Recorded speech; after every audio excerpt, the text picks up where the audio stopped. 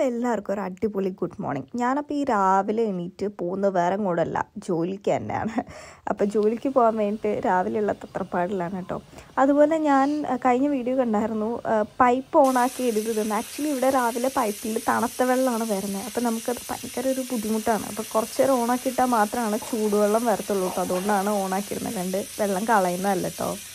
So as I'm just waiting for a call from my colleague. Yeah, actually I'm working in Ambulanflyger right now. For those who don't know, so sometimes I'm always working with one colleague, one Krankenschwester, because in Ambulanflyger we need to drive Autos, also cars. Leider habe ich keinen Führerschein.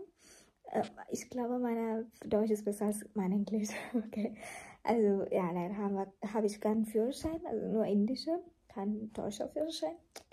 So, ich muss immer mit einer Kollegin fahren. Ja, wenn ich fahre mit meiner Lieblingskollegin, sie kommt zu meinem Haus und pick me up. Okay. And yeah, sometimes I need to go to station or office. Yeah, then okay. Yeah, I need to improve my English, I think so. Yeah, sounds not so good. Yeah, sounds not so good. Das ist auch Deutsch, Mensch. Okay, അപ്പോൾ പറഞ്ഞു വന്നത് ജോലിക്ക് പോകാൻ വേണ്ടിയിരിക്കുകയാണ്. അപ്പോൾ ഞാൻ ജോലിക്കൊക്കെ പോട്ടെ. ഇതൊക്കെയാണ് രാവിലെ തന്നെ ഞാൻ പ്ലാൻ ചെയ്തത്, എന്തൊക്കെ എനിക്കിന്ന് ചെയ്ത് വെക്കണം എന്നുള്ളത്. ഞാൻ കാണിച്ചില്ല, കാരണം ഫോൺ കുത്തിയിട്ടിരിക്കുകയായിരുന്നു. ഇന്നലെ ചാർജർ എടുത്തുകൊണ്ടിരാൻ മറന്നുപോയി. അപ്പം അങ്ങനെ രാവിലെ ഞാൻ ആകെക്കൂടെ കുറച്ച് മനുഷ്യന്മാരെ കാണുന്നത് ബസ്സിൽ മാത്രം കേട്ടോ. നടന്നു പോണ വഴിക്കൊന്നും ഒരാൾ പോലും ഇല്ല. പിന്നെ ഇന്ന് അത്യാവശ്യം തണുപ്പുണ്ടായിരുന്നു, നമ്മുടെ വായിൽ നിന്നൊക്കെ പുക വരുന്നുണ്ടായിരുന്നു. അത് കാണിക്കാൻ വേണ്ടിയുള്ള ചെറിയൊരു കുട്ടി പ്രഹസനം മാത്രമാണ് ഇപ്പോൾ നിങ്ങൾ കണ്ടുകൊണ്ടിരിക്കുന്നത്. പിന്നെ സ്റ്റേഷനിൽ ഞാൻ ജോലി കഴിഞ്ഞിരിക്കുന്ന ടൈമിൽ ഞാനിരുന്ന് പഠിക്കും. അപ്പോൾ ഇന്ന് ഞാൻ പഠിക്കുന്ന ടോപ്പിക്ക് സ്ട്രോക്കാണ്, അല്ലെങ്കിൽ ഷ്ലാഗൻഫാൾ, അല്ലെങ്കിൽ അപ്പോപ്ലെക്സ് എന്ന് നമുക്ക് പറയാൻ പറ്റും. അപ്പോൾ അങ്ങനെ നമുക്ക് അവിടെ പഠിക്കാൻ സമയം കിട്ടുന്നതുകൊണ്ട് എനിക്ക് വലിയ ഇഷ്ടം അവിടെ ജോലിക്ക് വേണ്ട. കാരണം ഫ്രീ ടൈം കിട്ടുമ്പോൾ നമ്മളിരുന്ന് പഠിക്കുവാണല്ലോ. അപ്പോൾ വീട്ടിലെത്തിയിട്ടുണ്ട്. വീട്ടിലെത്തിയ ശേഷം മെയിൻ ഒരു പരിപാടി വെച്ചിട്ടുണ്ടെങ്കിൽ ഫുഡ് ഉണ്ടാക്കുക എന്നുള്ളതാണ്. അപ്പം ഞാൻ ഇപ്പോൾ ബീഫ് വെച്ചുകൊണ്ടിരിക്കുകയാണ്. അപ്പോൾ കുറച്ച് പാത്രങ്ങളൊക്കെ ക്ലീൻ ആക്കിയത് ഇവിടെ ഉണ്ട്, അതെല്ലാം ഇനി എടുത്ത് വെക്കണം. അങ്ങനെയുള്ള കുട്ടി കുട്ടി കാര്യങ്ങളൊക്കെ ആയിരിക്കും ഇനി ചെയ്യുന്നത്. അതൊക്കെ കഴിഞ്ഞിട്ട് നമുക്ക് കാണാം.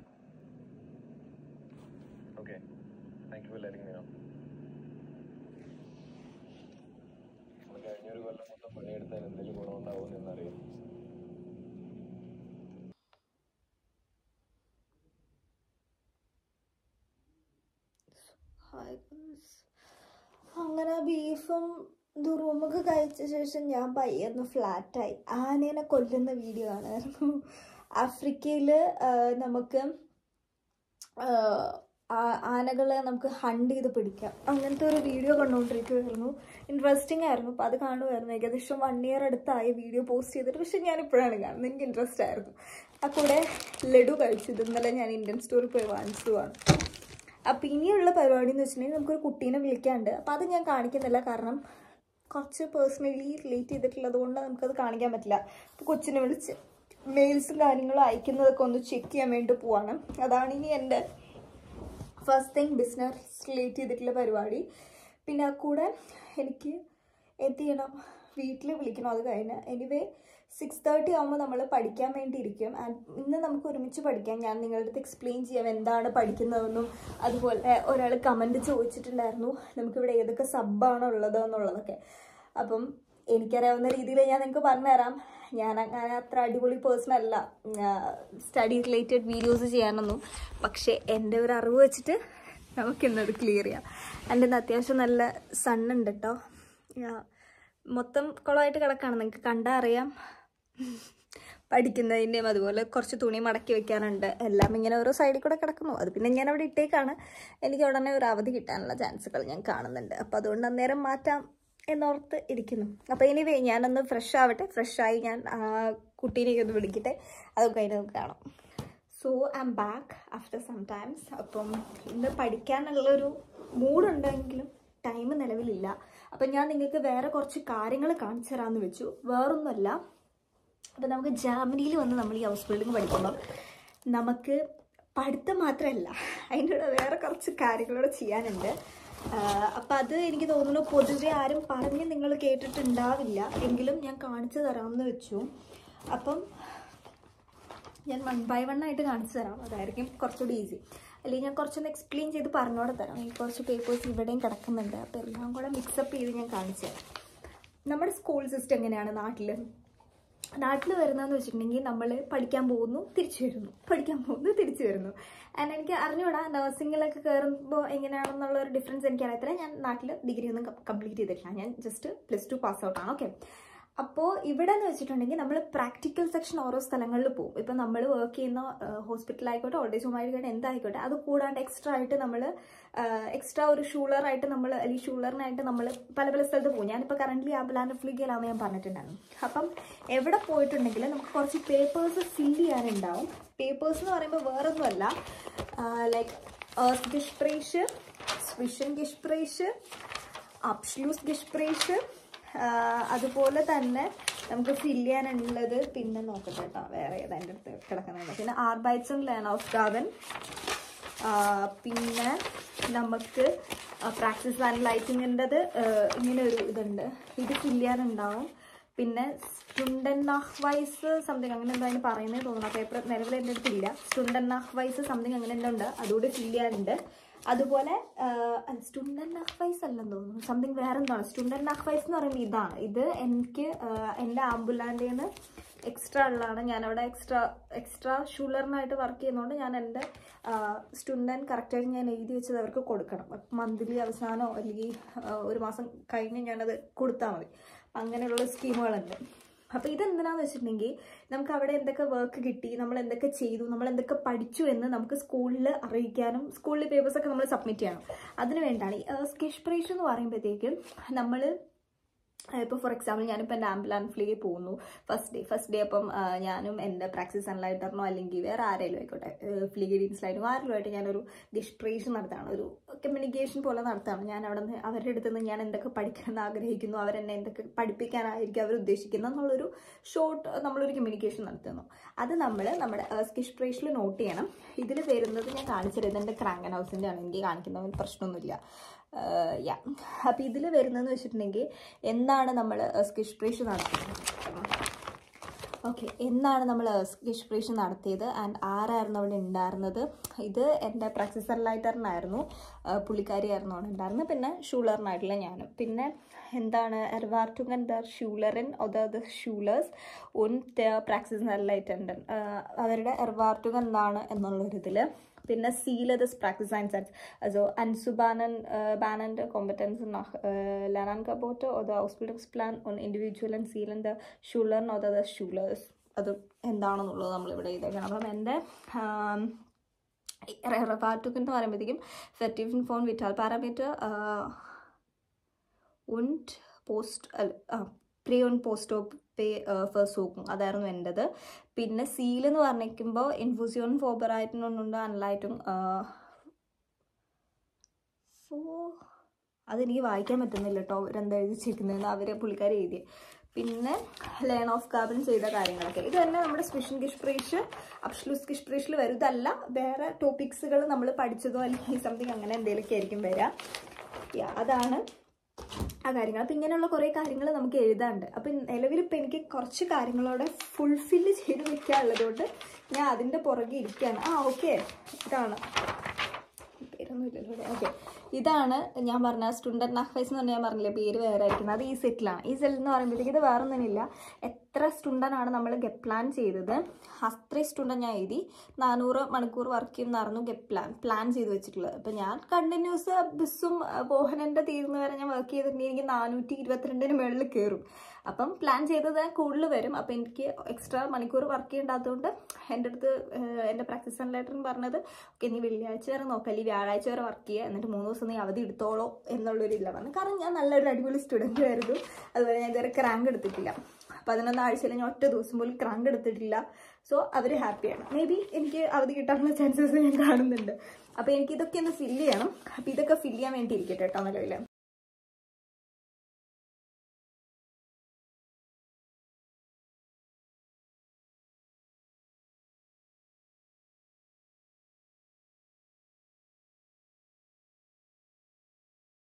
എന്നെ കാണാൻ ഞാൻ വിശ്വസിക്കുന്നു. അപ്പോൾ ഇപ്പം ഞാൻ എഴുതാൻ പോകുന്നതെന്ന് വെച്ചിട്ടുണ്ടെങ്കിൽ എൻ്റെ art bites and learn of കബ് എന്ന് പറയുന്ന ഇതാണ്. അപ്പം ഞാനിതിൽ ചെയ്ത കുറച്ച് കാര്യങ്ങൾ ഞാൻ എഴുതാൻ വേണ്ടി പോവാണ്.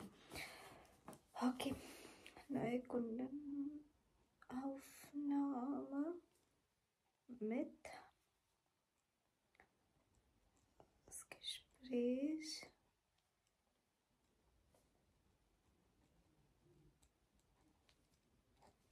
ഓക്കെ.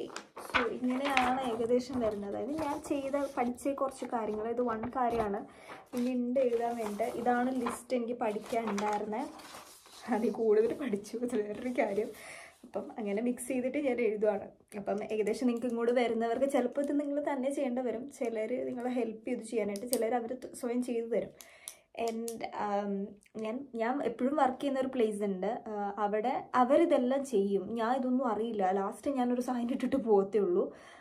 പക്ഷേ ഇവിടെ ആംബുലാൻഡയിൽ കുറച്ചുകൂടി ഞാനാണ് എൻ്റെ ഡോക്സും കാര്യങ്ങളും ആക്കുന്നത്, അവരല്ല. സോ ഐ തിങ്ക് ഫസ്റ്റ് ടൈമിൽ എനിക്ക് ഭയങ്കര കലിയായിരുന്നു. പക്ഷേ എന്തുകൊണ്ടും അതൊരു നല്ല കാര്യമാണ്. എനിക്ക് കുറച്ചുകൂടി പഠിക്കാം, അതിൽ നിന്ന് എനിക്ക് മിസ്റ്റേക്സ് തിരുത്തി വരാം. കുറച്ചുകൂടി ജർമ്മൻ ആണെങ്കിലും ഫാഹ്ലിഷിൽ എഴുതാനായിട്ട് ഞാൻ പഠിക്കുന്നുണ്ട്. അപ്പം അത് എനിക്കൊരു നല്ലൊരു ഓപ്ഷനായിട്ടാണ് എനിക്ക് തോന്നുന്നത്. അങ്ങനെയാണെങ്കിൽ ഇപ്പം നിങ്ങൾക്ക് ഇൻ കേസ് ഇവിടെ വരുമ്പോൾ തുടക്കത്തിലൊക്കെ നിങ്ങളാണ് ചെയ്യണമെന്നുണ്ടെങ്കിൽ അറിയണ്ടാവില്ല എങ്ങനെ എഴുതാന്നുള്ളത്. അപ്പം അങ്ങനെ അപ്പം ഞാൻ ബാക്കി ചെയ്തിട്ട് കേട്ടോ.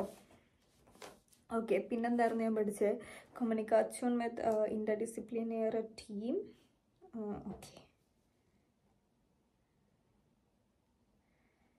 കമ്മ്യൂണിക്കേഷൻ വിത്ത്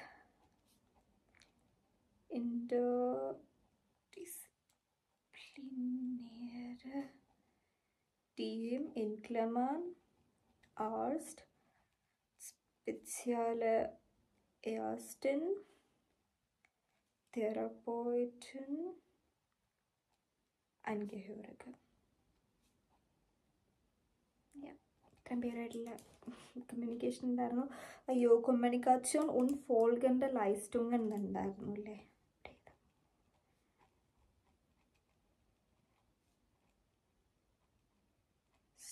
ഓക്കെ, അത് ഡണ്ണാണ്. പിന്നെ ഒരെണ്ണം ഉണ്ടായിരുന്നല്ലോ നമുക്ക് എഴുതാനായിട്ട്. ഓക്കെ, അത് മതി. അപ്പോൾ അതും ഫില്ലായി. ഇനി അബ്സ്ട്രൂസ് ഞാൻ എഴുതി വെച്ചിട്ടുണ്ട്. എനിക്ക് 2 കോളം ഫില്ല് ചെയ്യാനുണ്ട്. അതൊന്ന് റിഫ്ലെക്സ്യോണാണ്. അതിപ്പോൾ ഞാൻ നാളെ അവിടെ പോയിട്ട് പ്രാക്ടീസ് ആൻഡ് ലൈറ്ററിൻ്റെ അടുത്ത് ചോദിക്കും അതിൽ ഹാപ്പി ആയിരുന്നു സംതിങ് അങ്ങനെ എന്തെങ്കിലും. പിന്നെ എർഗമിനിസം ഫെറൈൻബാറിങ്ങിന് അവിടെ ഞാൻ അവരുടേതായിട്ടുള്ള എന്തെങ്കിലും ഞാൻ ഓക്കെ ആയിരുന്നോ അല്ലെങ്കിൽ ഒന്നുകൂടെ ഞാൻ മെച്ചപ്പെടുത്താനുണ്ടോ, അവിടെ മെച്ചപ്പെടുത്തേണ്ടത് എന്നുള്ളൊരു കാര്യം ഇവിടെ എഴുതിയാൽ കംപ്ലീറ്റ് ആണ്. ഇതെല്ലാം നമുക്ക് അതേപടി തിരിച്ച് പാക്ക് ചെയ്ത് വെക്കാം, കാരണം നാളെ കൊണ്ട് സബ്മിറ്റ് ചെയ്യാനുള്ളതാണ്. അപ്പോൾ എനിക്ക് എൻ്റെ സ്റ്റുഡൻറ്റ് ഞാൻ ഒന്ന് കാൽക്കുലേറ്റ് ചെയ്യട്ടെ. ടോട്ടലി ഇപ്പോൾ എനിക്ക് 368 മണിക്കൂർ ഞാൻ വർക്ക് ചെയ്തു ഫെബ്രുവരി വരെ. ആൻഡ് ഇപ്പോൾ മാർച്ചിൽ മാത്രമായിട്ട് കൂട്ടുമ്പോഴത്തേക്കും 5 മണിക്കൂർ, പിന്നെ 6:30 ഞാനൊരു എവിടെയെങ്കിലും പേപ്പറിൽ എഴുതി കൂട്ടും കേട്ടോ. അപ്പം 5 മണിക്കൂർ, പിന്നെ അത് കൂടാണ്ട് 6:30, പിന്നെ ടോട്ടലി 368.20 ഉണ്ടായിരുന്നു. 5:20, 6:30. പിന്നെ ഇനി ഞാൻ നാളെ 5 മണിക്കൂർ വർക്ക് ചെയ്തു, നാളെ ബുധൻ. വ്യാഴാഴ്ച ഞാൻ 5 മണിക്കൂർ വർക്ക് ചെയ്തു വയ്ക്കാം. അപ്പം 5, 10, 15, 20, 21, 22 മണിക്കൂർ വരെ. അപ്പോൾ ടോട്ടലി 368, 22, അപ്പോൾ കറക്റ്റ് 390 വരും. അപ്പോൾ എനിക്ക് വ്യാഴാഴ്ച വേറെ പണിയെടുത്താൽ മതിയോ? വെള്ളി ശനി ഞായർ പോകേണ്ട വരില്ല എന്നാണ് എനിക്ക് തോന്നുന്നത്. അങ്ങനെയാണെങ്കിൽ ഞാൻ രക്ഷപ്പെട്ടു. വെള്ളി ശനി ഞായർ എനിക്ക് ലീവ് കിട്ടുകയാണ് ഗൈസ്. ഓക്കെ, നാളെ നാളത്തേനും ഇനി പണിയെടുത്താൽ മതി.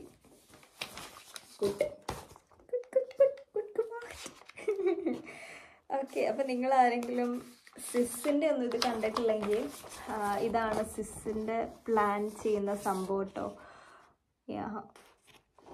ഇങ്ങനെ കുറേ സംഭവങ്ങളുണ്ട് ഇവിടെ. അപ്പം നിങ്ങൾക്ക് ആർക്കെങ്കിലും നഴ്സിംഗ് പഠിക്കുന്നത് റിലേറ്റ് ചെയ്തിട്ടുള്ള ഇങ്ങനത്തെ സാധനങ്ങൾ കാണണം, വീഡിയോസ് കാണണം എന്നുണ്ടെങ്കിൽ ഡു കമൻറ്റ് ബിലോ.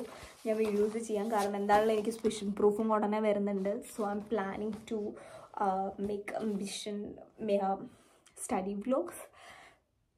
സോ നിങ്ങൾക്ക് എന്തെങ്കിലും ആവശ്യമുണ്ടെങ്കിൽ പറഞ്ഞാൽ ഞാൻ മോർ സ്റ്റഡി ബ്ലോഗ്സും അതുപോലെ ഞാനിവിടെ യൂസ് ചെയ്യുന്ന സാധനങ്ങളും എല്ലാം ഞാൻ അതിൻ്റെ അകത്ത് ഇൻക്ലൂഡ് ചെയ്യാം. ആൻഡ് ഇതാണ് ഞങ്ങൾ ഫ്ലിഗയിൽ യൂസ് ചെയ്യുന്ന ഹാൻഡ് ഷേ. ഇത് ഞാൻ വീട്ടിൽ കൊണ്ടുവന്നതെന്ന് വെച്ചിട്ടുണ്ടെങ്കിൽ എനിക്ക് നാളെ വേറെ കൊളീഗിൻ്റെ കൂടെ പോകണ്ടേ. അപ്പം ഞാൻ പോകുന്ന ടൈമിൽ ഓഫീസ് അടച്ചിട്ടേക്കായിരിക്കും. അപ്പോൾ എനിക്ക് കീ ഇല്ലാത്തതുകൊണ്ട് ഞാൻ ഒരെണ്ണം പേഴ്സണലി കൊണ്ടു നടക്കും. ഇത് ഫുള്ളാണ് കേട്ടോ. ഞാൻ ഇന്ന് പുതിയ പാക്കറ്റ് പൊട്ടിച്ചുള്ളൂ. എനിക്ക് 2 ദിവസം ഇത്രയൊന്നും ആവശ്യമൊന്നുമില്ല, എന്നാലും ഞാൻ കൊണ്ട്. നമുക്ക് കുറച്ചൊന്ന് റിവൈസ് ചെയ്താലോ. What just I study today എന്ന് വേണമെങ്കിൽ പറയാം. ടുഡേ ആൻഡ് യെസ്റ്റർഡേ നൈറ്റ് കൊണ്ട് ഞാൻ പഠിച്ച കുറച്ച് കാര്യങ്ങൾ നമുക്കൊന്ന് റിവൈസ് ചെയ്യാം. അപ്പം ഞാൻ നിങ്ങൾക്കും കുറച്ച് പറഞ്ഞുതരാം. അപ്പം നിങ്ങൾക്ക് മേ ബി ഇത് പുതിയ ടോപ്പിക്കും ആയിരിക്കും, അതുപോലെ ഇൻട്രസ്റ്റിങ്ങും ആയിരിക്കും. ഓക്കെ, അപ്പം ഞാൻ കഴിഞ്ഞ ദിവസം പഠിച്ച ടോപ്പിക് എന്ന് വെച്ചിട്ടുണ്ടെങ്കിൽ സ്ട്രോക്കാണ്.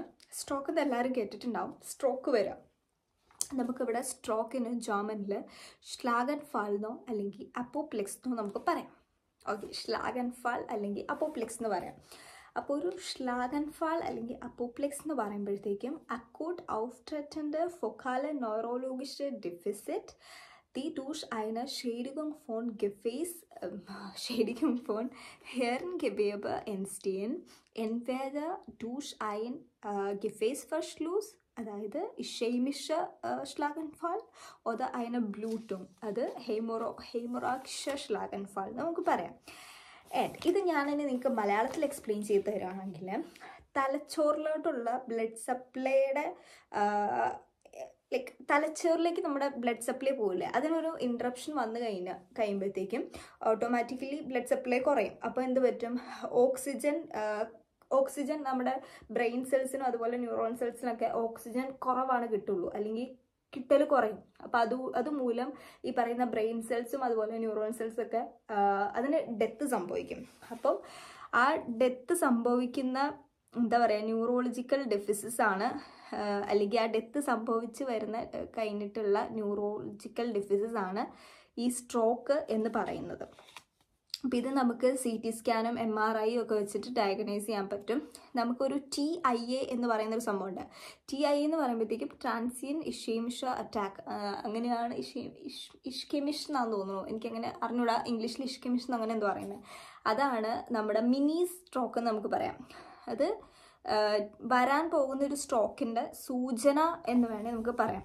പക്ഷെ മെയിൻലി നമുക്ക് പഠിക്കാനുള്ളത് ഇഷേമിഷ ഷ്ലാഗൻഫാളും അല്ലെങ്കിൽ ഹെമറാഗിഷ ഷ്ലാഗൻഫാളുമാണ് പഠിക്കാനുള്ളത്. ഇപ്പം ഇഷേമിഷ ഷ്ലാഗൻഫാൾ എന്ന് പറയുമ്പോഴത്തേക്കും ഈ ബ്ലഡ് സപ്ലൈ കുറഞ്ഞിട്ടുണ്ടാകുന്ന ഓക്സിജൻ്റെ സപ്ലൈ കുറയല്ലേ. അപ്പം ഇതിനുള്ള റീസൺ എന്ന് പറയുമ്പോഴത്തേക്കും എന്തെങ്കിലും ഒരു എംബോളിസം, ഇപ്പോൾ ത്രോംബുസോ അല്ലെങ്കിൽ എനി കൈൻഡ് ഓഫ് ക്ലോട്ട് അല്ലെങ്കിൽ ഫാറ്റിൻ്റെ ഡീപ്പോസിഷനൊക്കെ കാരണം വരുന്ന ഒരു ഇതാണ്. ഞാൻ എവിടെ വെച്ചാൽ പറഞ്ഞു നിർത്തിയെന്ന് എനിക്ക് ഓർക്കുന്നില്ല കേട്ടോ. അതിൻ്റെ ഇടയ്ക്ക് എനിക്ക് വീട്ടിൽ നിന്ന് കോള് വന്നു, പിന്നെ ഞാൻ അതിൻ്റെ പുറകെ പോയി. അപ്പോൾ ഇനി ഞാൻ അവിടെ വെച്ചാൽ ഒരു ടോപ്പിക് എന്റെയാണ്. അപ്പോൾ സ്ട്രോക്ക് എന്താണെന്ന് നിങ്ങൾക്ക് മനസ്സിലായല്ലോ. ബ്ലഡ് സപ്ലൈ കുറയുന്നതോടുകൂടി ഓക്സിജൻ കിട്ടാണ്ട് ബ്രെയിൻ സെൽസിന് ഡെത്ത് സംഭവിക്കുമ്പോഴാണ് നമുക്ക് സ്ട്രോക്ക് ഉണ്ടാവുന്നത്. അതെന്താണൊരു ന്യൂറോളജിക്കൽ ഡെഫിസിറ്റ് ആണ് സ്ട്രോക്ക് എന്ന് പറയുന്നത്. അപ്പോൾ അതാണ് സ്ട്രോക്ക്. നിങ്ങൾക്ക് മനസ്സിലായെന്ന് വിശ്വസിക്കുന്നു. അപ്പോൾ എനിവേ ഞാനിനി പ്രത്യേകിച്ച് പരിപാടിയൊന്നുമില്ല, ഫുഡും കഴിക്കുന്നില്ല, ഇനി നേരെ പോയി കിടക്കാണ് പതിവുള്ളൂ. അപ്പം എനിവേ നമുക്ക് നാളെ കാണാം കേട്ടോ. നാളെ കാണാം guys. Don't play with it, don't be the size. Still not